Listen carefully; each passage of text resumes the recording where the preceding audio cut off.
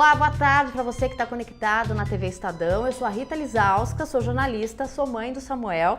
E nessa semana do Dia das Mães, eu tenho uma pergunta para te fazer. Tem coisa melhor para uma mãe do que saber que o filho está com saúde? Saber que o filho está se sentindo bem? Pois é, não tem, né? É por isso que nós vamos conversar essa semana sobre o bem-estar dos nossos filhos, o bem-estar das crianças e também sobre quais cuidados que a gente tem que tomar para cada faixa etária, desde quando eles são bebezinhos até a adolescência, porque adolescente também vai para pediatra, você sabia?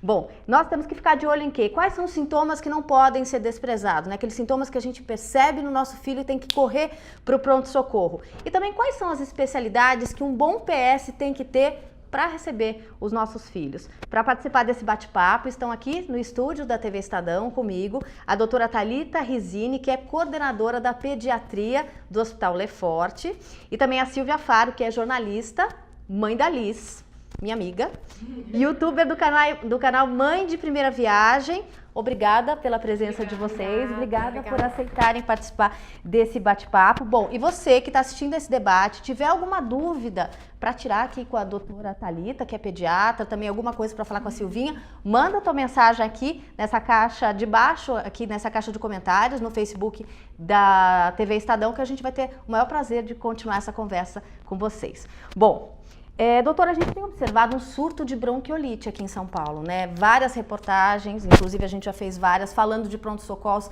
que fecharam, que não tinham mais espaço para receber as crianças, hospitais fechando as portas. O que é a bronquiolite? Ela é perigosa e quais são os perigos dessa doença para as crianças?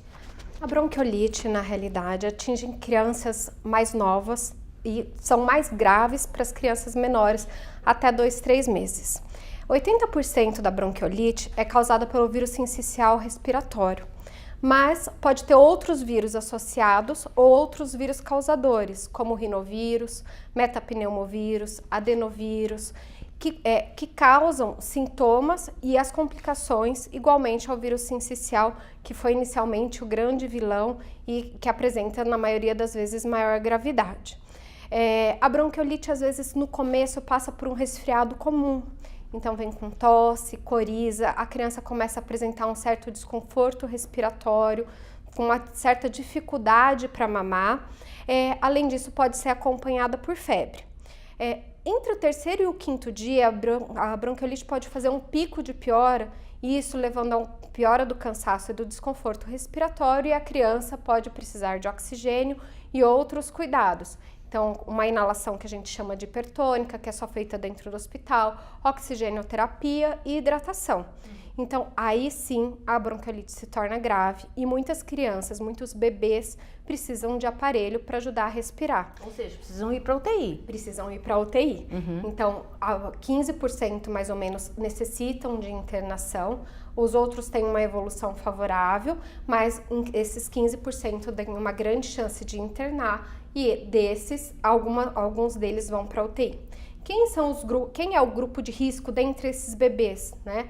Então, crianças até 2, 3 meses, geralmente a bronquiolite tende a ficar mais grave, tende a ser pior, mais agressiva.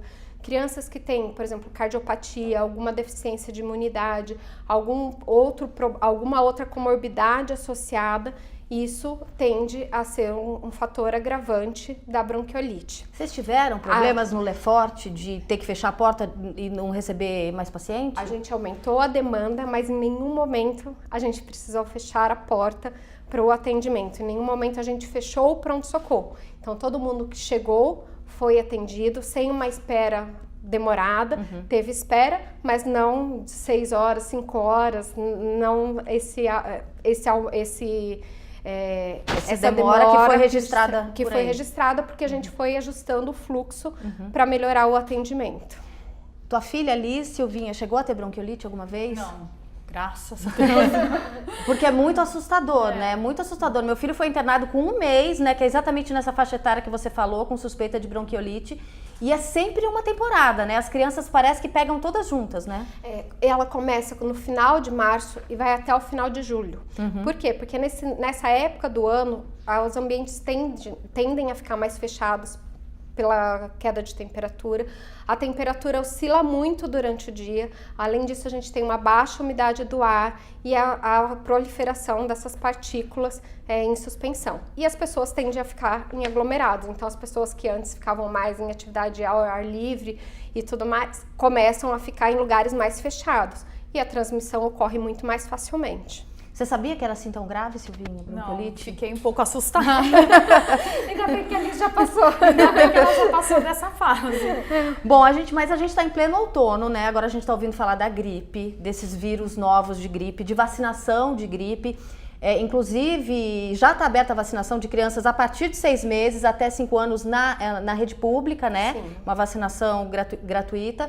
E essa gripe, que tá todo mundo conversando sobre ela nessa época, ela é grave? Tem que vacinar mesmo? Tem que vacinar mesmo. É importante. Na rede pública, a rede pública disponibiliza da vacina, que é a trivalente. Na rede particular tem a tetravalente e muda só um vírus, uma partícula do vírus da influenza B a mais. Uhum. A gente já tem registros de casos tanto de H1N1 esse ano quanto do H3N2, que pelo número de casos vai ser mais comum do que o H1N1. Então, crianças entram lá na faixa etária também, bebezinhos, cardiopatas, com alguma deficiência de imunidade ou alguma outra patologia, é mais grave esses vírus, como o H1N1, H3N2. E isso é muito importante, porque a gente tem um alerta, a gente tem como prevenir né, os nossos filhos a partir de 6 meses, então não vale a pena deixar de imunizar. Crianças, quando está recebendo a primeira dose da vacina da gripe, ele precisa de um reforço após 30 dias. E lembro que lá no Lefort, na unidade do Morumbi, a gente tem um centro de imunização, onde a gente disponibiliza da vacina. Você vacina, Liz, contra a gripe?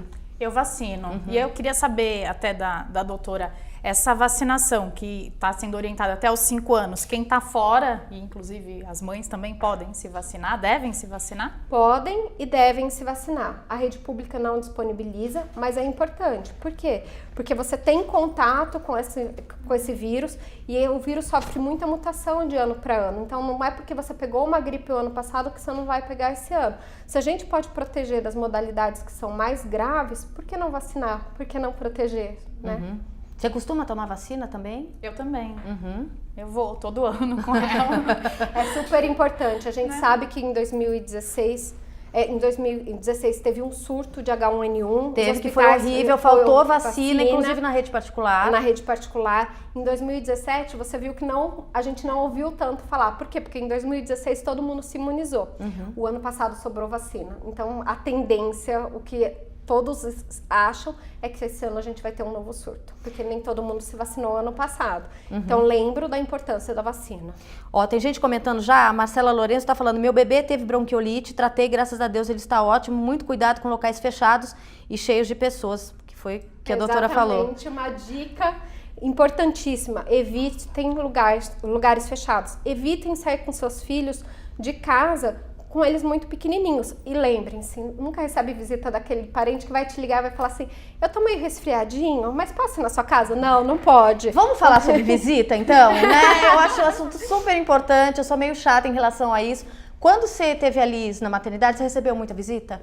Eu recebi visita e eu dava preferência para a visita ser na maternidade, porque quando a pessoa te visita na maternidade, é 20, 15 minutinhos e ela vai embora. Quando ela visita o recém-nascido em casa, não tem hora para ir embora. Então eu preferia, nesse início, que me visitassem na maternidade. Porque a gente tá cansada, a gente, lógico, quer receber as pessoas, tem um super carinho, mas é um momento, né, mais íntimo da família e tal, você quer descansar a hora que o bebê dorme, pelo amor de Deus. Agora, essa coisa de receber as pessoas rapidinho, que é uma coisa importante da maternidade, as pessoas têm que tomar cuidado também com isso que você falou, né? Tá vacinado não, tá gripado, não vai. E roupa que vem da rua, como é que é isso? Higienização das mãos, como fazer para essa visita na maternidade ou às vezes em casa não se transforme num perigo pro bebê, né? É assim, eu acho que a gente sempre tem que ter cautela, tanto quem vai visitar quanto quem tá em casa. Então eu costumo falar assim, vai chegar na sua casa de surpresa, deixa o bebê no quarto, pode estar acordado, deixa com alguém ali no quarto, vê se tá tudo bem com a pessoa e depois vai pegar o bebê e vai fazer alguma coisa. Entrou em casa, lá na frente já tem um álcool gel para higienizar e nesses momentos tem que ser assim, tem que ser delicado e indelicado. Então, nossa, eu acho que você chegou da rua, o bebê é tão sensível. Dá pra você passar um álcool gel e lavar a mão, Tem que ser alguma coisa assim? assertiva, Tem né? que ser assertiva. Porque querendo ou não, é melhor você ser um pouco menos indelicada e cuidar da saúde do seu filho do que ser puro sorriso e depois seu filho pegar uma doença. A gente lembra que dentro de casa, provavelmente o ambiente vai estar mais fechado. Então, se a pessoa chega espirrando, fala que teve febre nos últimos dias, ou chega com uma criança que você viu que está vindo da escola, a chance dessa criança ter algum vírus ali é enorme. Então, assim, proteja seu filho, entendeu? Aí, é nesses momentos que eu acho que você tem que manter, lógico, a educação, a amizade, mas também a prioridade da sua vida são seus filhos. Então, eu acho que tem que, né, manter a firmeza de falar assim, olha, ele tá dormindo ou ele tá mais enjoadinho hoje, não gostaria que ninguém pegasse. E mesmo na maternidade, a pessoa veio com a roupa da rua, veio com a roupa do corpo, higienizou a mão, mas você viu que a pessoa ficou ali o dia inteiro trabalhando com aquela roupa. Acho que fala assim, ele tá no começo da vida, o pediatra orientou que ninguém pegasse, porque assim você consegue ter um jogo de cintura É ótimo botar e a culpa no proteger. pediatra, né? Tá autorizado? Podemos botar a culpa nos pediatras? Se for pelo bem da criança, pode, né? Ou mesmo, nossa, se meu marido vê... eu acho que tem vários, não precisa colocar a culpa no outro, mas ou eu não gostaria que, poxa, você ficou o dia inteiro trabalhando... a gente pode trazer alguma coisa pro bebê, não tem muito sentido. Então, eu acho que as pessoas que são amigos o suficiente para te visitar na maternidade vão entender o que você tá falando E se e tiver não vai bom ficar chateado. senso, né? Se tiver bom Nem senso, vai a gente pedir, né? Exatamente, a gente não precisa nem ser tão assertivo, né? Porque daí tem bom senso, a pessoa mesmo já percebe, né, que é uma situação de risco.